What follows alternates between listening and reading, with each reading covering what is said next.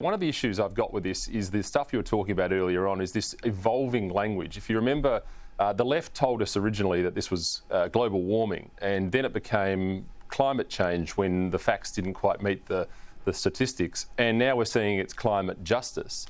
I mean, this is really all about continuing to keep the levels of fear up, and all at the same time, as you quite rightly say, China and the Chinese Communist Party are marching merrily towards further industrialisation. I mean, if you could write a script which said, how do we bring our future potential enemies back to us, this is the one you'd follow. I mean, it's a stroke of genius if you could work it out, getting other countries to deindustrialise while you march on merrily.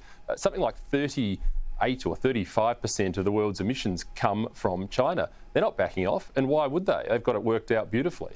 The truth here is that China are getting away with what they want, where they want, full stop. I mean, this is a country that's committing egregious human rights abuses in Xinjiang, that is completely thumbing its nose at its promises not to build in the South China Sea, and that is continuing to build coal-fired power stations while demanding that the rest of the world turn theirs off. I mean, excuse me, you know, I often look over at the chamber, at the Greens in the Senate, and I say to them, you know, why are you not pointing this at Beijing? You know, we're getting lectured ourselves here about trimming back our own, you know, drop in the ocean in terms of emissions by damaging our own industry. And yet we're looking around at China and saying, well, you know, you can just keep on going what you're going. You're right, there's no will out there in the global community in order to rein this country in. And we can talk about how it's all very well to look after our own backyard, but we're talking truth here, right? Well, the truth is that China's the world's biggest emitter at the moment, and no one's saying a thing. We're just marching on through it.